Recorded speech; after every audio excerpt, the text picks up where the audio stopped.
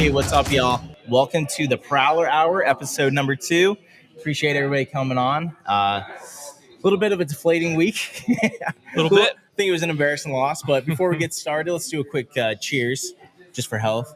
Cheers to the bye week. Cheers to the bye week, fixing it, getting it right, still being Here's to still hating London. And if anything, I got a nice change of pace for beer. I got the tangibly rich for the first time. So maybe we can get our mojo back. Yeah, I like that. We definitely need to be intangibly rich here the next couple weeks. For sure. I mean, the good news is we have a winning record. So we went through the toughest part of our schedule so far, and we made it out 4-3. 4-3, and in the most ugly way possible. And control what happens next, right? That's all that matters. Yeah, exactly. So, let's kind of get into it, guys. What's your initial thoughts of the game? Jags went over a week early to London, faced the Rams. Sean McVay, Liam Gladstone, Liam Cohen, James Gladstone, kind of a reunion. How did we feel about the game? How it went? And let's kind of go from there. I mean, unfortunately, the teacher took the student back to school. Yeah. And, they had an answer for everything we have done on defense and shown. Mug front, they had an answer for. The legal cheating, as we are all going to call it now here in Jacksonville. Where that comes from is the motioning and understanding what you're going to get in coverage. Right. And they did an outstanding job of using some of the Jaguars' own medicine against them. And, my hat's off to Matthew Stafford. I don't think he gets enough credit throughout the league. I love Stafford. I've his always been the biggest Matt Stafford His arm talent is off the charts, and he picked us apart. He did whatever he wanted to us for 3 quarters, and then they took their foot off the gas. And I think he might be leading the league in he had 5 touchdowns. And he was leading the league in passing yards going into yesterday. Yeah. He might be leading the league in touchdown passes now. So, they're a quality football team. They've been a quality football team for the better part of 5-6 years now. Mm-hmm. They got a Super Bowl win. That's who we're trying to be. We're trying to build SoFi East. We've got the Rams former, we want to be the Rams and be consistent every year, find a way to win 9, 10, 11 games, have a chance to be in the playoffs. And they took us to school. I think we've shown flashes that we might be able to, but what did you think about them going out a week early versus, a day before? And what did you think, Smitty? I thought it was a great idea, and which is what made the game so disappointing. Yeah. You know what I'm saying? I thought it'd be a huge advantage, personally. Yeah, for sure. And, I really kind of thought they would be playing like they were more well-rested, showing a lot of fire, and, getting the fundamentals cleaned up and everything like that. None of this, jet lag concern or anything like that. But, you're 100% right. We got out-coached again. As much as I hate to say that, I love Liam Cohen. I think he's going to be a great head coach, obviously. Still off to a solid start, like you said, 4-3.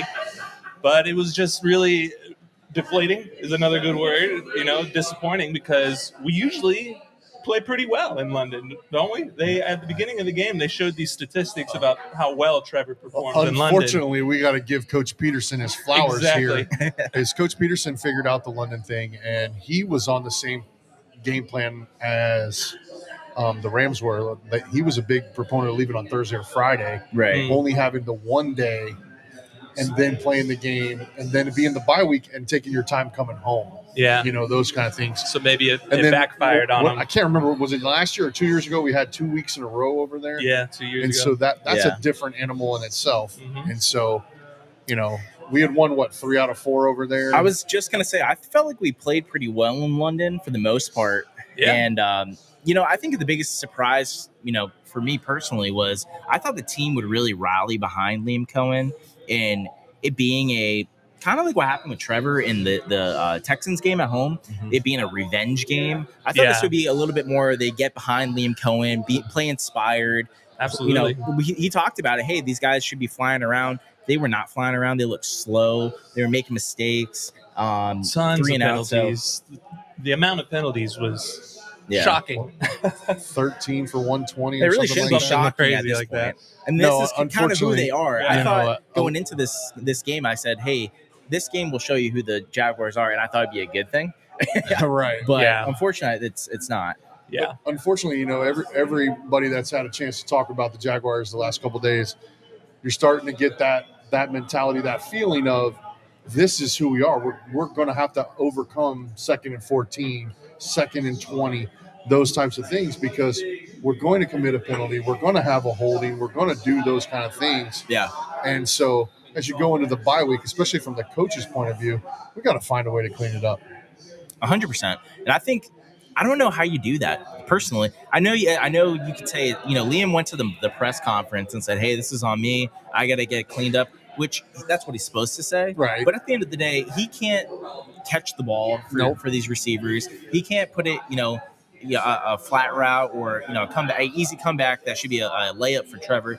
He can't do that for him. He can't get the guys lined up, even though they probably practice it crazy. I know they rep it like crazy once the first couple weeks happen. You get to a point, in high school experience, college experience, whatever you want to call it. Yeah.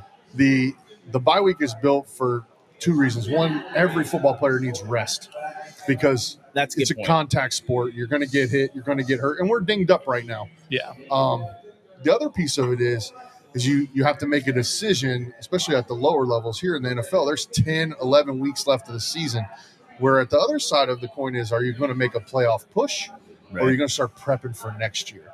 And so this is the first time in a long time that this group has to look themselves in the face and say, hey, this is all right here in front of us. Are we going to win 8, 9, 10, or are we going to win 6?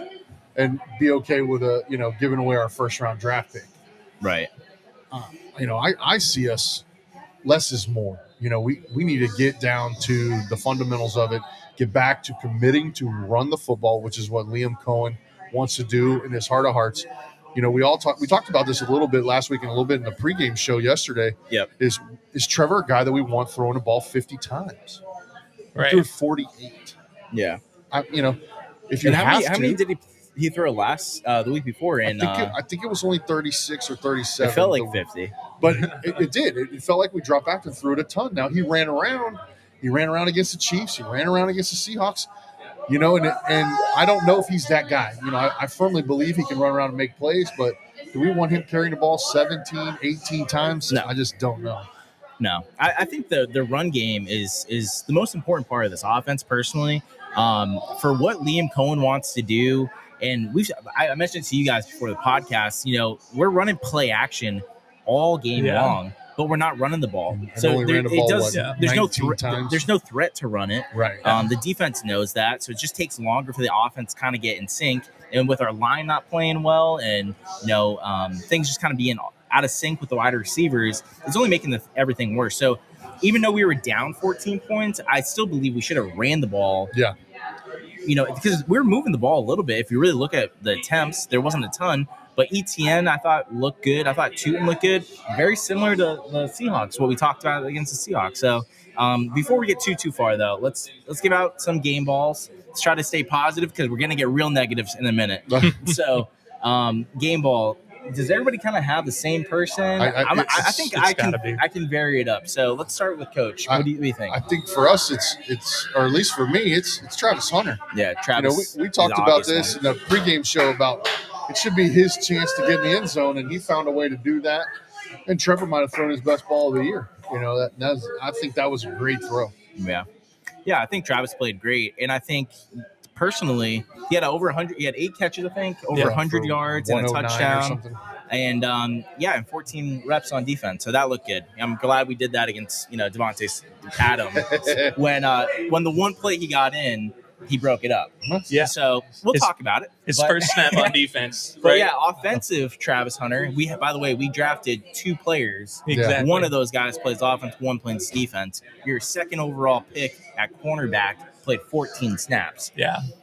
Just saying. So anyways, Smitty, what do you think for game ball? Yeah, I think he's the only choice. I think he's the only one that had a really solid game all around. I would have loved to have said Parker Washington, but he got struck by the drop bug, man. He had the return that gets called back. They handed the ball off to him 3 times. He had some great catches, and then he's got this terrible drop that's straight in his hands. And, I guess it was wet out there, whatever other excuse they want to make. But Parker has really the Rams been dropping the ball. Yeah, exactly. Exactly. That's a great point. And it's just such a bummer because we see these flashes of brilliance out of Parker Washington, and we know he's very capable, and he's kind of a secret weapon for us. Because other teams, I don't think they're not game planning for Parker Washington. He's got great hands. He's a great route runner. He was the only other person that I think we could have considered, game ball, and then he had that terrible drop, Yeah. Well, So. Here's the thing. I made a point to go back and rewatch this game to look for other players of the game, other than Travis Hunter. What did they do? It was tough. Yeah. There was a couple guys that I'll give a little bit of flowers to. Had some moments. Moments, and I think Parker was a great example of it. Yeah. I think he's been our best wide receiver so far this year, personally. Whether it's before the catch, after the catch, also the return game's huge. Exactly. That was kind of a BS call. He should have gotten the second punt return, I think, of the year. So I think Parker was another one. If you're going to go other than Travis Hunter, the obvious. Foye again played pretty good. If there's anybody on our team that can be called Mr. Consistent, it's Foye Oluokun. 100%. I love Foye. It's true. I love Foye as well, and he is he's missing clearly his tag team partner a little. He is. Yeah. I think Devin. We're starting to realize now, pretty much 2 full games without Devin Lloyd. Yeah. How maybe integral he really is because of his presence, because of his ability to pass rush, because of his ability to do multiple things. Right. Where a year ago we didn't want the guy on the field. Yeah. So like, what a difference a year makes. What a difference a coordinator makes. Absolutely. So hats off to Devin Lloyd. We miss you. Yeah. Please get help. Heal Get up, home. heal up, get back out there. Hopefully that bye week gives him enough time. I agree with you. I think Ventrell is okay. I think the He's biggest a good player. the Ventrell biggest played well. He's not Devin Lloyd. He led the team in tackles, didn't he? I think so. Yeah. I think the biggest issue that we're missing is one is I think the obvious one is for the offense is Strange. Yeah. Brenton Strange, losing him, it really showed how important he was in not only the pass game but the run game. I think he's probably even more valuable. And then Trayvon has been playing 17 snaps banged against Seattle. I think he played 18. I didn't even know he played until I watched the game back. I think he played 18 against the Rams. When he was in the game, they did a lot of what they call bang technique, which means I'm going to run into an offensive lineman to free up another defensive lineman. Yeah. And, I believe we're wasting him a little bit, or we need to run the bang for him instead of him running the bang for someone else. Right. Because you end up with the D tackle in that outside rush lane, and, the edge becomes that much easier for the deal.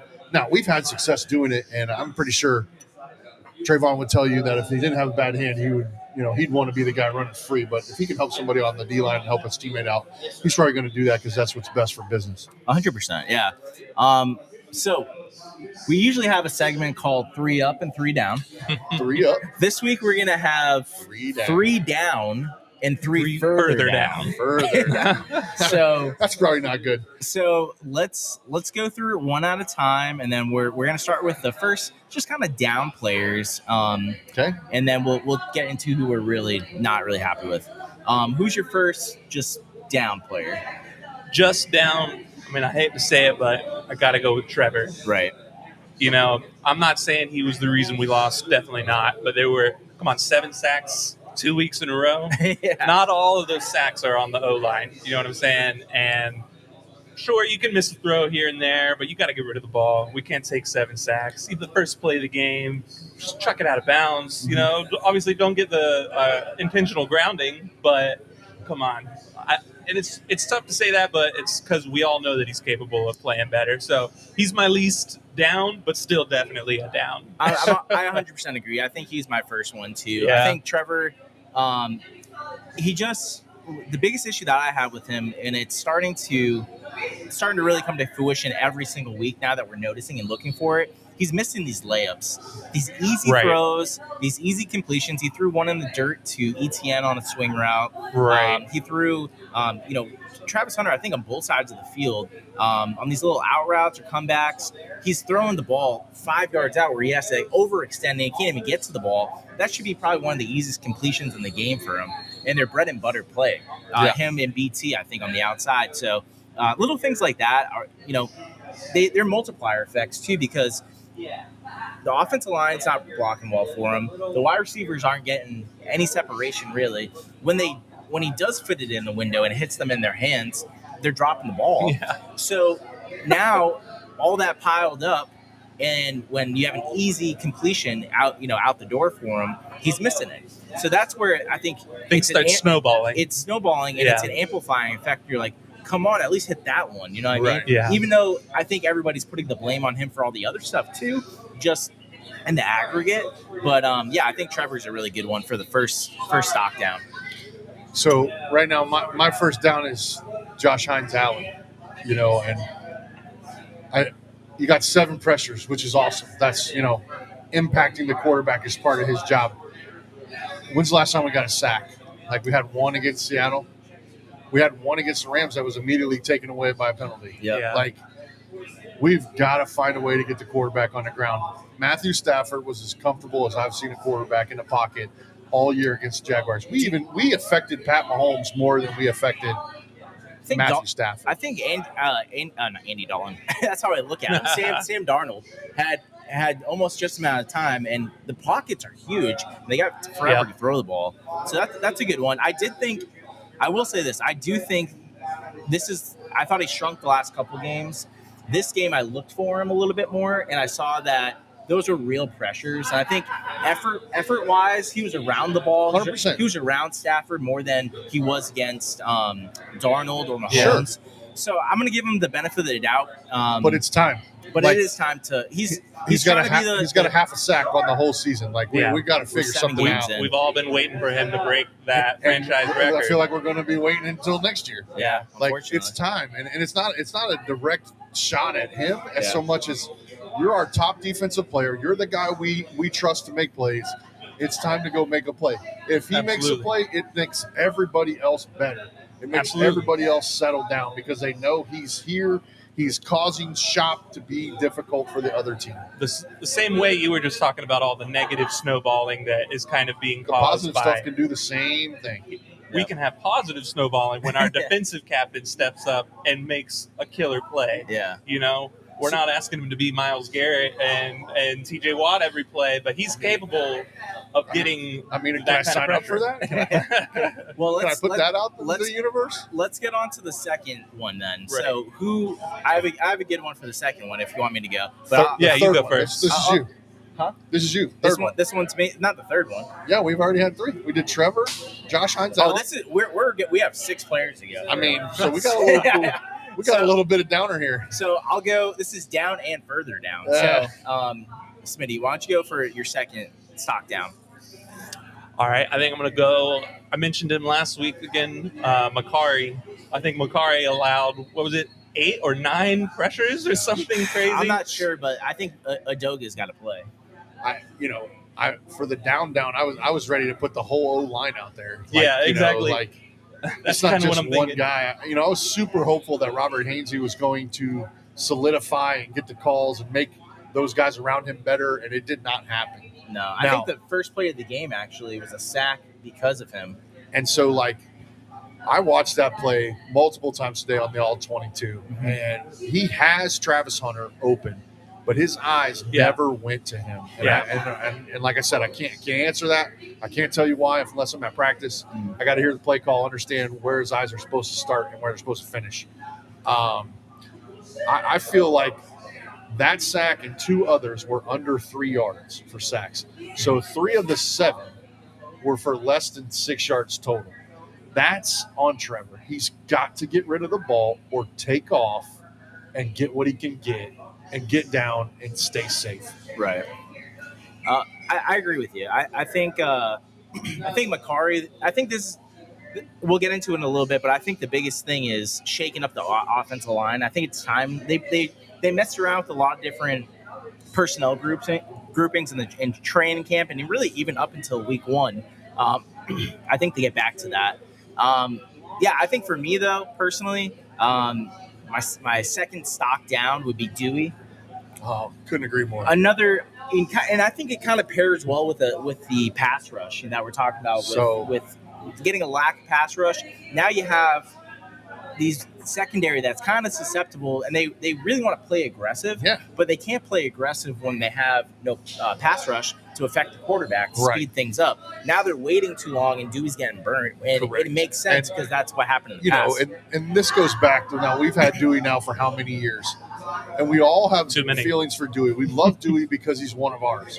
Yeah. But we also get mad at Dewey because if he is a top field safety, if he's 1 high safety, if he's in 2 high and having to play man, it's over. He's not that great. He's a box player. Yeah. Don't ask him to do stuff that he can't do. That's bad coaching. Yeah. So if Dewey is a box safety and that's what we want to use him for, and he's covering a tight end every now and then, this is what we want. We don't want him running step for step with a wideout. That doesn't do us any good. That being said, I think he got burned by a tight end this week. 2 weeks in a row. And last week. So covering a tight end, I don't know. So maybe not even that. Who would you rather? You don't want him covering a wideout, do you? Well, here's the issue. So I talked to somebody on Twitter today about this. They're like, "Oh, we need a bench Dewey." And I was like, "All right, going to replace him with?" Gosh. I was like, "You could bench him, and then you could play Antonio Johnson. I don't know if you watched him last year. Not that great. And then you play Rayon Lane, who I love on special teams. He's still learning. I don't think he's ready for that. Eventually, I think he could be a free safety. But yeah, Dewey, unfortunately, I think back-to-back weeks been pretty bad. But yeah, anyways, do you have another one that you want to kind of shout out? I mean, right now, I feel like the tight end group has to be better. Yeah, agreed. And I know Brenton Strange is the guy, and he leads the room, and he is our best tight end. But those other guys get paid too, and you gotta find a way to make plays. You got to find a way to help your quarterback. And right now, you can You got to see catch it. your screen passes. He doesn't trust those guys, Right. and that's part of the deal. In order for Trevor to be better, he's got to, when he gets into that third or fourth hitch and step and throw, he's got to believe, hey, this is it. He's going to catch it. We're going to move the chains. And when you stick it on somebody and they drop it, or you miss the framework just a little and they can't bring it in, you don't get really excited about throwing that guy the ball again. Right. Who's give me one more for just standard stock down. Standard down. If you can think of anybody. If you have anybody on your mind. Well, it could be anybody, I got I was quite a few that I'm going to rattle off. You go for it, then. You go for it. So let's go with just my last normal stock down. I'm going to say Cam Little. It's starting to be a week to week, every other week kind of thing. I'm not, again, this isn't top tier concern, but it's getting there. He can't, I think, I don't know if he wasn't ready for it. I think he might have been thinking we were going to go for it or something like that because we were going for it all game. But he's got to start making kicks or he's going to be gone. And I love him. I want him to be great, and I think he's a good kicker. I just think he's in a funk, and I don't know how many kickers really can come out of that. Right. And so I'm going to give the old baseball adage to Cam Little. How do you get better at hitting if you're not in the lineup hitting?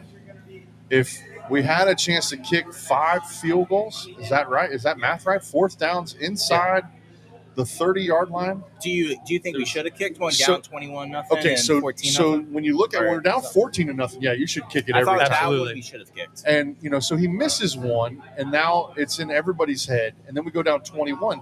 But if you look at the chart, if you do the simple math of it, let's say he makes 2 of the 3. Yeah, that gets us to 6. The 7 gets us to 13. It's 28-13, and now we have a chance to look at it a little different, where the field goal now is back into play, because if you get a touchdown and a 2-point conversion, you're within 1 score, and you got a chance in the 4th quarter. I just don't think it would ever felt that close, though. And I agree with you. I watched the same game. I felt like from the beginning. I promise you, I agree with you. It looks like if we don't get this 4th down, they're going to score another 7. So it's 21-0. What does it hurt to let him go out there and kick out of a slump? Yeah. The first half, you need to get your points. I'm not shutting the kicking down until the late 3rd quarter. That's where I'm at. Absolutely. He's a weapon, This goes back to the snowball. Maybe he gets hot. Maybe he starts to feel better because you run him out there. Of course. Just get some points. It's like in basketball, just getting free throws. You know what I mean? Just getting something good could happen. Going in. All right. So I got a few for like the downs. Yeah. Does anybody want to go first? That's what I was already thinking of, but we already covered Dewey. He was down for me. My biggest down. I got 2 pretty obvious ones, and then like a combination third one. Walker Little right now is the weakest link on our football team, in my opinion. Yeah, it's him and McCarty. I think gotta go. It's sad on one hand, but it's the reality. It's business. He's done everything we asked. He's just not done it good enough. And at some point, until Trevor's comfortable, we've got to be the best blocking team we can be. Yeah, I agree. I think the entire offensive line in this game, I think last game against Seattle, I thought McCarty and Walker Little struggled. Yeah. And I think it was obvious, but I thought the other guys kind of held it enough together. This game, I went through it, and I was like, who's really giving up pressures here? I was expecting McCarty and Little again, which it was, but Hainsey had about a handful of plays. I think Ezra Cleveland played okay. Yeah. I didn't see too many bad plays from him. But even Anton, you can go down the line of all 5. There were spots where they were really rough. They did a ton of chipping with the extra linemen. They played Cole Lanton a ton. Yeah. And then the wide receivers and tight ends both did chipping. Did anybody see LeQuint's chip? Yeah. I saw it on the replay. No, I didn't see it. No, I saw it live. You didn't see it? I didn't see him trip. I tweeted out after. I was like, yo, put LeQuint Allen at left tackle. Absolutely. He absolutely leveled. I don't know if it was Verse or somebody. I love it. LeQuint Allen loves his pass blocking, man. Yeah, he was awesome. So, the offensive line's really been a struggle for me. I think let's be critical really of ourselves for a minute. Did we firmly believe that they had fixed the problem? Through 4 weeks. 4 weeks you were in. You were buying. 4 weeks, you were buying that stock all day. Before the season, no. But 4 weeks in, I said yeah. So your original assessment is usually the one that's probably the easiest one to swallow. Yeah. And it's unfortunate, but these guys have played well. The league is tough. Like you're not going to play great the whole year. It just doesn't work out. And here's something for everybody who actually listens or understands the game. The Jacksonville Jaguars have had one season in their entire 31 years of playing football where they haven't had a prolonged losing streak of 2 or more games. At one point, we had a strand of 6 straight years where we lost 6 or more. Yeah. So having a 2-game losing streak, that's no big deal. That's not that big of a deal for us. I do think people are panicking more than they should right now. And I will say, I think the turnovers, or the takeaways rather, that's what got us here. I think that's masked a lot of the inefficiencies that we 100%. had. And I think it made us look better than we really were. Yep. I thought we were playing the same, just like the last 2 weeks when we were getting kind of blown out. But I thought that the amount of – that's how important in the NFL and football in general – takeaways are so important huge. Because of that. The old coaching adage is the more chances you have to score points, the better off you're going to be. Of course. So yardage is always one of those weirdo things where, we gave up a bunch of yards. Well, we only gave up 13 points. Right. So, so if you give up 13, you got a chance to win. You should win 80% of your games you scored 13 points in. It's probably actually higher than that. Yeah, exactly. In the NFL, you look at averages and you look at those kind of things and possession numbers. That's why special teams are so important in the NFL. That's why guys like Logan Cook get paid really well, because he's awesome at his job and he changes the field. Mm-hmm. If you've got to go 77, 81, and 90 3 times in a row, and you only give up 3 points, that's how you win games in the NFL. Yeah, I agree. So I got 2 really obvious ones for like the way downs. The true Debbie Downer. And you know what sucks? I like both of these guys a lot. One of these guys, I was really, really, really out, I think, after this game. I think that's BTJ. And it's unfortunate. He had such a great rookie season last year. We're 7 games in. He had a shaky training camp, mini camp. The whole preseason's kind of here and there. First couple weeks, still. The drops throughout the whole wide receiver group, I think, start and end with him, because he's supposed to be the leader of that group. Yeah. He's supposed to be the guy and I think the group itself plays off of BT. If BT's having a good game, I think they gets the confidence up for the rest of the guys and they start balling too. But I think when he's down and and unfortunately, I think Travis Hunter has a little of this too. The body language I've seen too is starting to add up. And I think, I don't know if that's Travis or I think it's BT trickling down to Travis, but I'm seeing it more and more. The body language, it's most concerning about that group. But BTJ, I thought had a handful of actually pretty good plays last week, but the drops are on fourth down, I think they're crucial. Third down or fourth down plays down the field. Right. He has in his hands, I think, twice on balls he went up and got, kind of like in the Texans game, I think it was, on the sidelines. Didn't come down with it. It's like we were just watching Mike Evans, unfortunately, get, I think, carted off the field. But he was going up and getting balls too. And I think that's big what respect to Mike Evans. Yeah. Hope you're all right, big guy. Yeah. And I think that's what Liam Cohen thinks and wants him to be. Absolutely. But Mike Evans also goes across the middle, and he's unbothered. And Mike Evans is a thicker guy, a bigger guy. But it's more of a mentality, I think, it is, anything. 100%. And I think that's one of the things you're starting Travis to see. There you go. That's where I was headed with this. Travis, you're starting to see his competitive nature take hold. His frustration is coming out because he knows, if I can get the ball, I can make this better. If you'll give me the ball, I can make this better. Well, did you see the play? I think even towards the end of the game, because we stopped throwing him a million screen passes, we started throwing it down the field to him. After the play, he looks over the sideline like this is what we should have been doing all along. Throw me the ball. And the same thing happened with Adams when he had the PBU. He's like, so this is what I can do. What do you know? Play me. I think we're at that point. I think this staff was still, if I gave you the best Christmas present and you opened it and you just weren't real sure how to play with it, you'd take your time playing with it, right? So they got this present, they got this unicorn, they got this guy that they think they understand. They don't. They don't understand right now. Is he polished on offense? Is he polished on defense? I think if you take a poll of everybody that's been around him, they'll tell you he can play on defense. You don't need to teach him nothing. Just let him go play. Absolutely. The offensive thing is a little bit harder. There's a timing piece to it. There's a movement piece to it. There's a coverage recognition piece that I have to run this route against this coverage. I have to run this route against that coverage. He's learning all of that stuff on the fly. I'm sure they did some of it at Colorado. but the NFL is different. Right. And so he's at that point where his confidence is starting to catch up with his talent. And so it's time for us or them to get him the ball to where he can make a difference. I don't even think it's his confidence. I think it's our confidence in him. It's That Liam's confidence is more of that, the issue. Because Travis Hunter, and they said this going into it, like, you got to play him. Travis Hunter, he's the most raw, probably the rawest talent on the team and the best talent on your team. Absolutely. And he's not going to get improved by sitting on the bench. And a guy, you're talking about how to use Travis Hunter, you play him. You just put him out there 100 snaps a game, run him till the wheels fall off. It doesn't matter. You know what I mean? You're not going anywhere if he doesn't play like that. And you drafted, quote unquote, 2 players. Use them. Like I said in the beginning, players. if you drafted, if their thought process was, 100%. I'm going to draft 2 players, I'm going to trade up and draft 2 players. One's a wide receiver, one's a cornerback. If that was the case, one of the wide receiver played 69 snaps last against most offensive Sunday morning. snaps he's played all year. 69, perfect. I love it.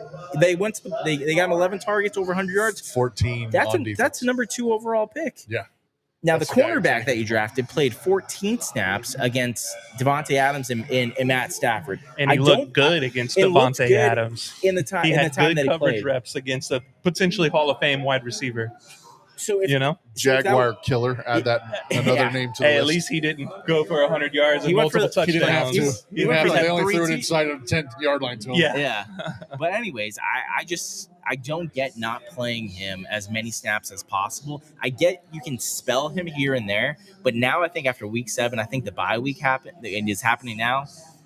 Just throw him out there. You have nothing to lose at this point. It's my opinion. If he gets hurt, he gets hurt. This is my belief in our coaches. Is that's what you're going to see. You're going to see him in Vegas start on offense, start on defense for the first time. In base? In everything. If it doesn't matter. So what you saw early on in this season on defense with him is he was the nickel check. He was getting to play outside corner until they wanted to put the nickel in. And then Jordan Lewis was getting some outside work. And that's one of the reasons why they traded Tyson Campbell is they have a belief that there's a matchup system that they want to use on defense. And Travis plays into that. I think moving forward, you're going to see him. He's outside cornerback, number 1 or number 2, however. It doesn't really matter, to be honest. He's going to be out there. Jordan's going to go back to being full-time the nickel guy. Yeah. And then they're going to put Greg Newsome at the other corner, and we're going to live to play with it and figure out how to do it the best way we can. I think it makes the most sense. I mean, it's the times now, guys. If you're looking for they've explored him a lot, playing a lot on offense. They explored him playing a little bit more on defense. I think that they got a route tree for him now. I think that they're very excited how they want to use him. And we got to see the corner route. We got to see the go route. Yeah. We've got to see him catch a jump ball against the Chiefs. Right. Yeah. Like, it's time to We've put seen all the that screens. together. I think I'm done with the screens. I did like that they used him as a decoy, and they got a nice screen to Travis Etienne off of it. Yeah. And got a good little chunk there. And I don't necessarily mind the screens, but they got to be a change up. They can't be 3 out of 4 plays that you go to them. I don't mind even the check down play where they have them come in motion, then they have him as an outlet. It's not terrible. The only bad play I saw run him down the field. That's what he does best. Right. The only bad play I saw him have all day is he was a hot check, and I think he either forgot or didn't understand when the blitz came. He was the guy supposed to get the ball, and that was the one that Trevor whizzed by his head. The same thing happened with Diami, though, where on 4th down, it's like you weren't even looking. But if you're coming across the field, guys, look for the ball. Yeah.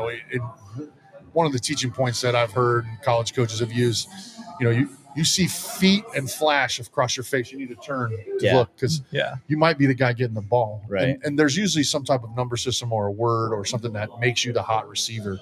And I'm willing to bet money on it that Coach Cohen and his staff were you're the hot guy, man. You should have known you were getting in. And just think about it like this. If that ball is completed, that's a 15-25. He might make somebody miss. He could have scored on that. And there you go. Because there was nobody left in the vicinity. The rest of the people were in coverage. Yeah. And the other guy blitzed. So it was him and all kinds of space. And that's where my frustration lies with that. Like, we thought we were going to get a guy. Because think about, last year we didn't have guys just running wide open. It felt like we did a good job of getting BTJ the ball. Okay, well, let's just go ahead and swallow this. It's the sophomore slump. He's in it. Yeah. So we got to find a way to get other guys open so we can figure out how to move the ball. 100%. And so yeah, you guys have anything else on Travis before we kind of move on? I mean, it's time. I think for me personally, I just play him as much as possible and let him learn on the fly. He'll make mistakes, mental mistakes. He's not going to be perfect at route running. He's only going to get better in the reps in game, and he'll improve that way. That's my biggest thing.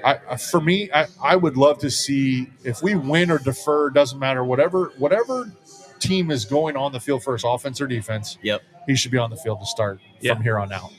That doesn't mean he doesn't miss a series here or there. That doesn't mean that he plays every snap. Absolutely. But the moment the ball is kicked off, if we receive, he's on offense. If we're playing defense, he should be playing corner. He's on the field. Let's stop babying him and having a snap count and a pitch meter, if you will. Let's let this dude play. And like you said, he's going to get dinged up. It's just his body type is, whatever. And I think they've done a great job of keeping him healthy. Fresh. Yeah. So here we go. It's a 10-week sprint. Let's see what we got. 100%. And I will say this in the secondary piece. This was going to be my last way down guy that hurt my feelings because I had to put him in here. It was Jordan Lewis. I think the last 2 weeks for Jordan Lewis, he's really not played well at all. We haven't felt his presence. He gave up a touchdown to Devontae, but he also gave up a touchdown to a rookie from maybe Rutgers or something. What's the matter, you? Yeah. One of them directional schools, as Coach Prowler used to say. Rich Eisen and Kurt Warner got his name wrong like 5 times in 2 minutes. I was listening back. I was like, oh, my God, we got our best corner on this guy, and he made him look silly. But the other thing happened, last week with I think Cooper Kupp caught a touchdown on him. JSN spun him around.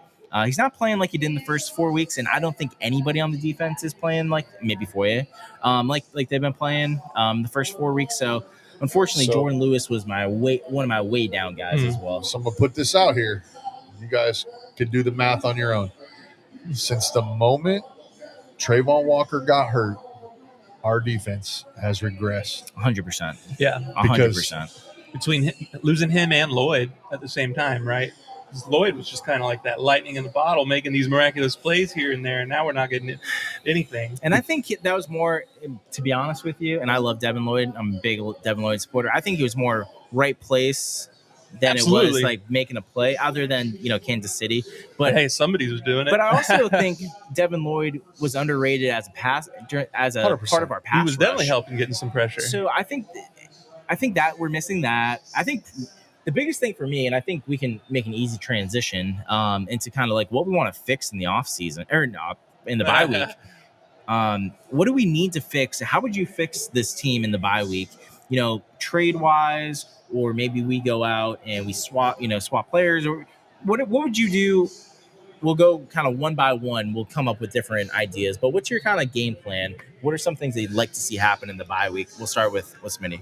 Well, give us one. I don't know how much you can control this, but I think the most obvious one is getting healthy, like we were just talking about. If Trayvon Walker can take that club off, can play at 100%. If Devin Lloyd can come back, if Brenton Strange can come back, I think Brenton's going to have one more week off before he can come back and play, because they put him on the 4-week IR, right? Yeah. Obviously, that's not necessarily something you can control, but I think just getting healthy, that alone is going to have a huge impact on this team. I think it's one of the most important ones. Absolutely. I think they played really physical teams all season long so far, back to back to back to back. Yeah. And I think, it really sounds week 3 we've been playing tough teams. So I think they really need rest. I think it's the perfect bye week for them to get that. For me personally, I think the number one thing I would really like them to do is shift and shake up and shuffle the offensive line. I think it's time to kind of see a different rotation out there. I think you can trade Walker Little, and I think you should anyways because of his contract. It goes from $6 million this year, jumps all the way up to $14 million next year, and $15 the year after. It's another one of these bulky extensions, similar to kind of like the Tyson Campbell, right? Now, I don't know what you're going to get back for him, but he's still a starting left tackle in the NFL. So, what are we going to get back for him, and who are we replacing him with, right? Here's do we have anybody that can consistently play better than him? It's not like we're going to get another left tackle back in exchange for him. That doesn't usually happen. We did just trade a corner for a corner, but I don't think that's going to happen with a left tackle, right? So who steps in for him? I think we end up picking up another tackle in the aggregate. I don't think it's 1 for 1. Yeah, personally, what I'd like to see happen, and I've been saying this even in the preseason. I thought they should do it postseason after this season's done. But I think Anton can play left tackle. I think he's the more natural left tackle. I know that they had talked about that when they drafted him. That there might be an intent for him to play left tackle. I think he's playing out of position, kind of like how Eric Armstead was last year, how Devin Lloyd was. I think you move Anton to the left side. So we move him over. It doesn't fix anything. He played awful last week too, but I think he's more athletic. I think he fits the build better. I think that right side of the line specifically, I think Adoga and Milam or even maybe Makari must step in then, right? Yes. Milam would start on the right tackle. If I had to do it to start, I'd have Anton at left tackle. I'd have Adoga at right tackle, and I'd have Makari at right guard to start. And then if Makari continues to struggle, I'm going to take Milam, put him at right tackle, and kick Adoga in at right guard. And I think because him and Makari and Adoga were fighting for that right guard spot. Makari got paid in the offseason, and so I think that's why they gave him the benefit of the doubt. But I do like when Adoga's in the game. I think both of you have the 1 and 2 pieces. One, we need to find the best mix on the O-line. And then that allows us to commit to the running game, which makes everybody better. Right. 2, if we don't get healthy, the same guys are going to get trotted out there. Milam's been fighting an injury since training camp. Right. Like, we don't even know if he's a guy that we want to play every down. Right. Because we don't have enough tape on him. You got other guys that have played and done some stuff. Is one of those guys the answer? Van Lanting is a guy that played a ton this past week. Is he a guy that, he spelled some guys last year and did a good job? So is he the guy that they're really trying to maybe get in the game? If the Walker Little trade happens, which in my opinion, I don't believe it can happen, the money is just too much. So in what sense? It's just too high. I don't see any team wanting him. Is there anybody 14, that desperate for him right now? 16 now. So if you have a team that has an injury or they want to theoretically improve depth-wise, but there's the only way that happens is if we take some of that salary, and I don't even know if that's something you can do. Is that going to be worth it? Maybe, maybe. But I do believe the next piece is trading for another member of the defensive front makes those other guys better. So if those three things. I think it's D-tackle. Me too. I think you can say the Hendricksons, you can say the pass rushing guys and be like, and there's people that are like, oh, just put Trayvon Walker down. I mean, look at what's happening to Smoot right now when he's getting moved down. He's getting blown off the ball. I'm not against moving Trayvon Walker inside, but it's an off-season thing where he can bulk up. Yeah, he's too smart. Put on weight. I'd keep him at edge. And he's do definitely those not ready to do it full time right now. Having a broken hand or wrist, or I'm sorry, it's just how are you going to fight blocks with just one hand? So that's why you go get somebody for the inside. You need somebody for the inside. Was a great draft. Now you allow Walker to put that hand out there and just go rush a passer. Just go, big guy. Yeah. But I think what's happening with Trayvon, like he's gotten 10 plus sacks the last 2 years. I think he is an edge. Yeah, and I absolutely.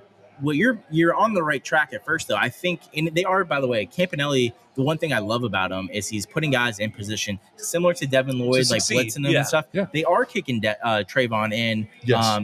Pass rushing situations in a little bit. 100%. Yeah, even in base, some of these should base do it here and there. He's knocking in. But what I was gonna say is D tackle is right up my alley. So I think defensive tackle, you need a playmaker, maybe just a veteran pass rusher. We've had I've thrown it out there. I think Calais Campbell would be a decent reunion. I would love to bring him back because of all the things. Leadership wise, 100%. He's going to galvanize the locker room immediately. He knows Jacksonville. He knows the people here. He knows where to live. He knows where to go eat. He's going to be happy to be here because he's going from a team that's not in a playoff position to a team that is in a playoff position of someplace that he's been. And when it's right, 2017, it was right. It was a lot of fun to go to the games. He knows what that feels like, and he can get these guys to buy in. I also believe that there's a piece of the wide receiver room that one of the things that it's sad that not giving credit to those people that are gone. Kirk, Ingram, those guys did stuff in that wide receiver room to make BTJ be calm, to be fine. Yeah. He didn't have to be the guy last year, even though he was. It's sad. It still feels like a piece is missing for some reason because Diami has been a little bit of a letdown here and there. How can we upgrade a tight end or wide receiver to give Trevor just another piece of the puzzle? I think, and I said this going into the season, I thought the tight end group, even though Hunter Long's played well so far, I really do think, and unfortunately it happened, Strange went out. So we saw my kind of worst case scenario on the offense where I didn't think we had enough depth of an actual playmaker. I think they could have even added one anyways, because you know what Trevor really does well is when he has a kind of a possession red zone target. I don't even really think he's had one in Jags, but even go back to college when he had T. Higgins, where he had a guy to throw the ball up to. Yeah. And he's kind of missing that. And something Brian Thomas Jr. should be. Right. Exactly. And for flashes, he's been, but he hasn't been enough this season. Right. For him to be, I don't like it. Let's give BTJ a chance. And at the end of the year, he could fix. I mean, he's going up for a lot of these balls. He can maybe come down with them, hopefully. But I do think the tight end group is the most ideal position to go after. I think a perfect guy. I know he's been floated out there a lot. Is Njoku. Now I don't know how realistic that is, but I think him and Malik, is it Collins, defensive tackle? Yeah, the tackle for the Browns. Yeah, right. He played. There's that phone number again. We called the Browns, man. But this is my point. I do think. They've made 2 trades so far. They've had Tyson Campbell and Travis Hunter. I think the Browns and Gladstone, Andrew Berry and Gladstone have a good relationship. I think it makes sense for both of them, depending on what we have to give up.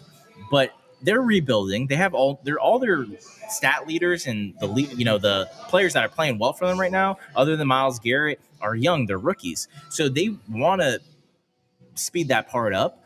I think they've already gotten Njoku's replacement on the team too, and my Harold point. Fannin. And they got player. Mason Graham. I don't know how he's playing, but Collins wise too. So I think that fills both needs that we have: a pass rushing defensive tackle, and that's going to open up Trayvon and Eric Armstead and Josh Hines Allen. And then I think tight end wise, I think Njoku would be perfect. He can block.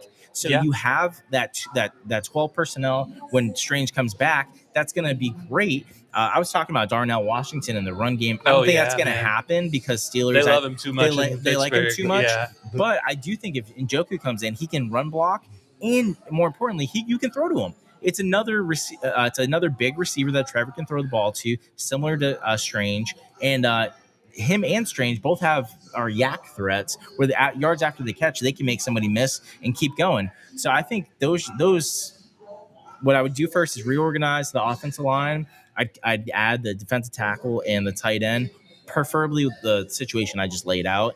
And then, is there any other situations that you want to see? Maybe like a third edge rusher, I think would be nice. Somebody more of a speed rusher than like Smoot and Ogbo, where they're more like power and a little bit older. I think that would a smaller move. I don't think BJ Green is the answer. Sorry, guys. I think I think you could. He's upgrade. A good story. It just hasn't happened. Yeah. This is where Gladstone gets paid his money. Okay. Yeah. He has not stopped trying to improve our team since the day he got here. That's true. So he talked about the floor. He's talked about intangibly rich. He's talked about all of these intrinsic pieces. Mm-hmm. Right now, there are holes on this team that he knows he can't fix today. Right. But there are things that he can do to get us to the finish line that may or may not put us in the playoffs and give us an opportunity to gain experience or gain a contract that we can handle. And we got to let him do his thing. We got to believe in Joey. Yeah. I think he can do it. And I think Liam said today in his press conference, hey, we don't need to reinvent the wheel. And I think he's talking about the scheme. But on the flip side, I think James Gladstone's like, fuck that. I'm going to go improve my team. And I think he's shown, and he's going to be aggressive, I think. I do not see James Gladstone sitting back and not doing anything at the trade deadline. He's going to do something. See that happening. Sure. It'll be exciting to see if he's got another big move up his sleeve. They moved cap space. I at first thought maybe it was a bigger splash play.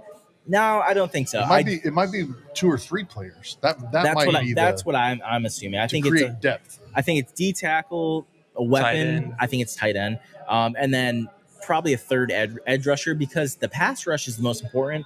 People are going to complain about the secondary. I actually think we're fine. Murray, Dewey. As long as you put Travis Hunter just out there for 90% of the snaps. That's kind of the we've already talked about it, but that's the final step, is just putting Travis Hunter and playing him as much as possible. Yeah. Travis. The last thing for when it comes to the bye week. Yeah. This is going to sound silly, but you know what I think they really need to do in practice is focus on the goddamn fundamentals.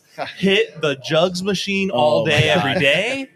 I'm saying practice not jumping off sides when it's 4th and 5 and they're calling a hard count. 100%. Because we had our 2 defensive captains jump off sides when it was clearly they were trying to pull us. Those guys, that hard count is hard, guys. Hey, that's why they call it. But I'm just saying, man. That's why they yell at those defensive guys. Thing. Watch the ball. Yeah. Liam Cohen, I think, needs to toughen up on these guys. Yeah. I think he's been like the cool dude. They've been winning. It's been fun and everything. We're going to have a good vacation in London. No.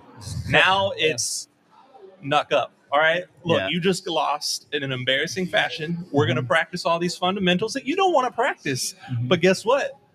That's what needs to be improved upon. So that's what we're going to do. And maybe if we can get half as many penalties and half as many drops, we could blow out the Raiders. Listen, I love BTJ, but I hope he's not too cool for the jugs machine. Exactly. You never are. You can wear Jerry Rice was doing the jugs machine when he was 40 years old, bro. You can wear your grill and your jewelry and still catch the ball at 1,000 balls a day. So I'm fine with that. But I agree with you 100%.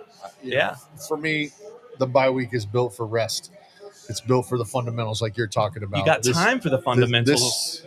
This league is about blocking and tackling. And the last couple of weeks, we haven't blocked or tackled. We haven't blocked or tackled real well. I think the missed tackles is an underrated thing too. I think it was better, but this week a little bit. Yeah, we missed a lot of tackles that we weren't missing the first 4 weeks of the season either. And some NFL nicks will tell you that this league is about blocking and covering. If you can block and cover, you're going to play really well. That's fair too. And these last 2 weeks, if you really want to break down our defense, they haven't run the ball all over us, but they have found a way in the passing game to be as comfortable as possible. They have read when Dewey's back there all alone, and they said, all right, this is it. We got him. We talked about this in the pregame show. Remember this? We talked about the professional courtesy.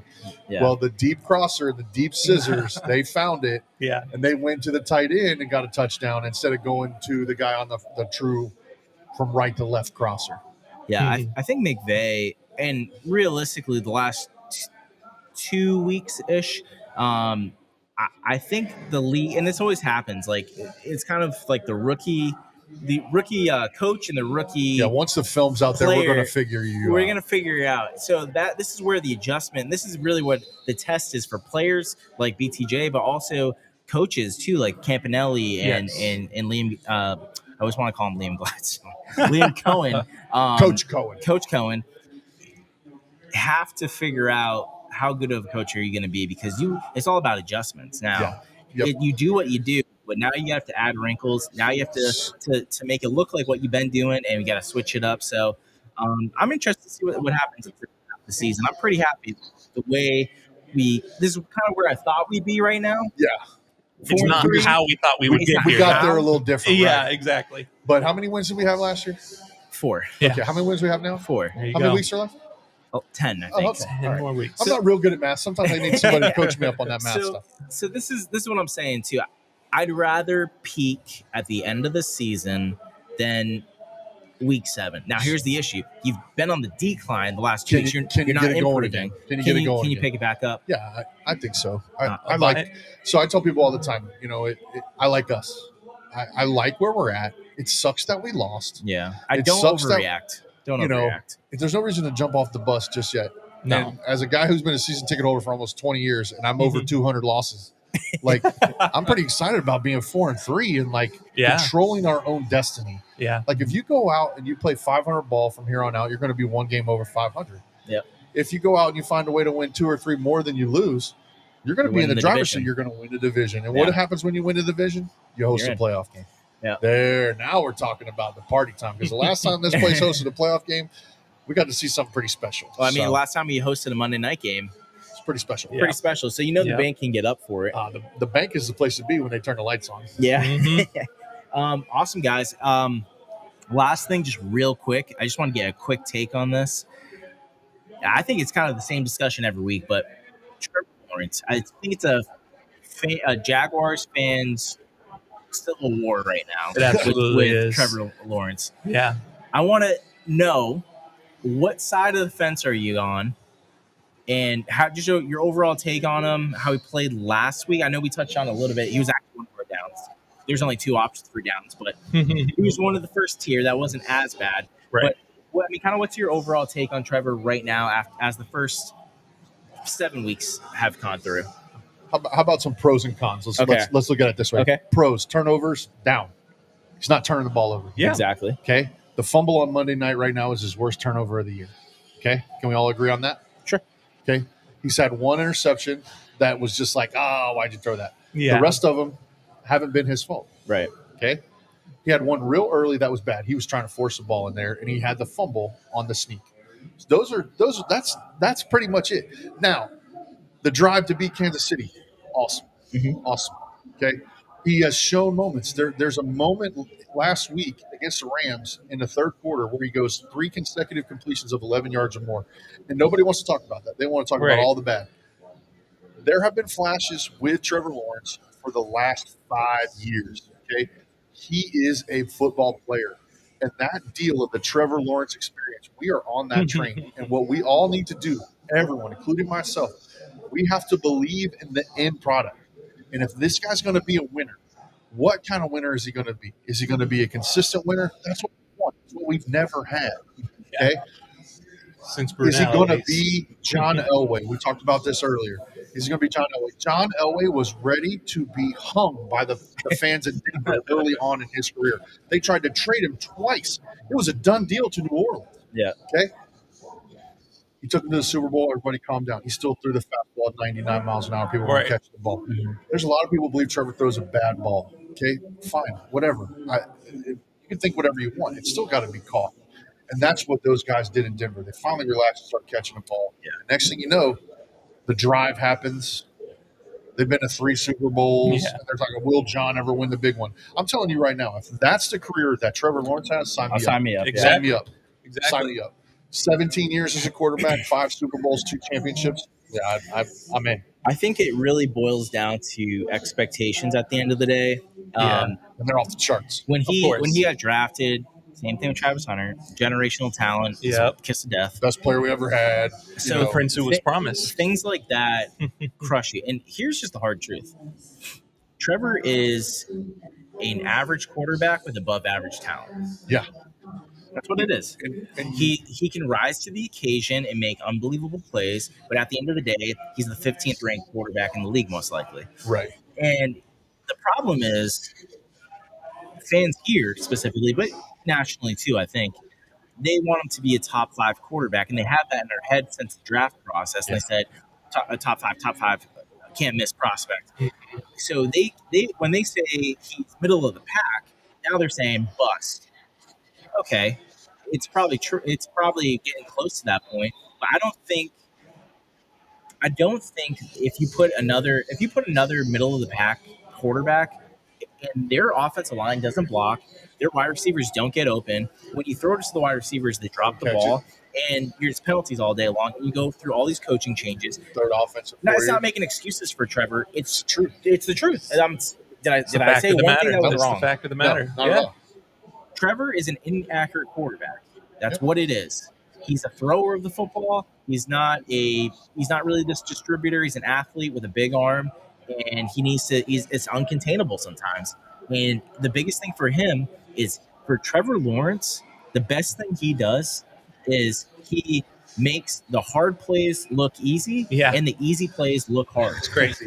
Yep. That's Trevor Lawrence. And that's part of that experience. What it's going to be. Yeah. And if you don't want that, that's Get off fine. the train. Get off the train. Too bad. go through the carousel of the quarterback carousel that the Jets are going through. Who would you rather have? Like that's right. my point. Like, can you tell me we let this dude go, we trade him, that we're going to get somebody in the draft, that we're going to go sign somebody, and it's going to be better? Yeah. Like we've been up and down this road with quarterbacks. We've drafted quarterbacks.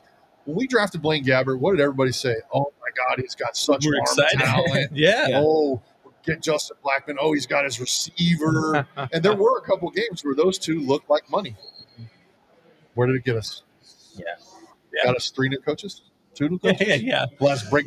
This organization overall does need consistency from the top down. Exactly. And it's unfortunate that Trevor's not as consistent as you want him to be, but I would still rock with him. And I'm going to give him, and I said this before too, like in the heat of the moment during the game I was watching, because I watched him continue to miss these layups where I'm saying I'm out on him and I'll give him the rest of the season. We'll see where we stand. I'm kind of still there.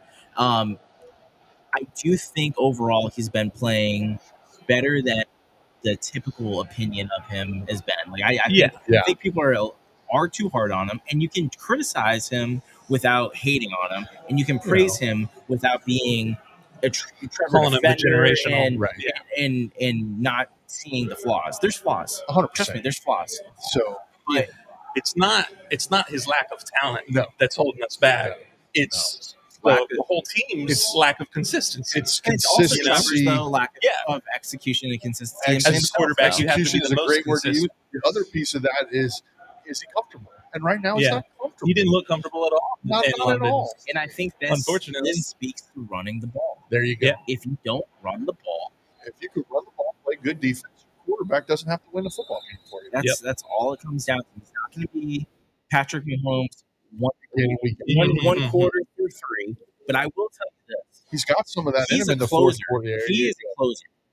Is Look that at the guy you want? the comeback. I'd rather have a guy that plays great in the fourth quarter or in comebacks. Doesn't down flinch the if he's stretch. down 20 And in the that's when he playoffs. steps up. Maybe he doesn't play great through the other game, the part of the game, and that's part of the why you have to come back. However, I do think he's a closer, and if he ever switches it in the second half of the season specifically, I think you have a great situation for the Yeah, rest of the, exactly. the rest of the next I'm going to few leave years. you with a bit of hope. How about this? Okay, you look back at his best season, which was his sophomore season. Okay, he started off kind of learning a new offense with Doug. second half. In the second half, with us on fire, with us winning the AFC South. division. And here's the thing: Like we this streak are says. moving the ball. It's the There red you zone that go. we need to figure out. And I think if we add So, that extra piece, that tight end, we get running the ball. Yes. It's gonna help out a ton. So now the closer, as you want to call him, which I love, now becomes that much better, that much more important to the pieces of the puzzle of what this team's going to look like. You lost how many games by one possession? The closer comes in and changes that. So the hope moving forward should be the continuation of no turnovers. Don't get us beat in the first, second, and third quarter. Our defense and our running game is going to give you a chance to go win the football game. The number one issue right now is penalties and drops, guys. That's all it is. If None you- of us can control the drops. if There's you- not one of us who can do anything about that.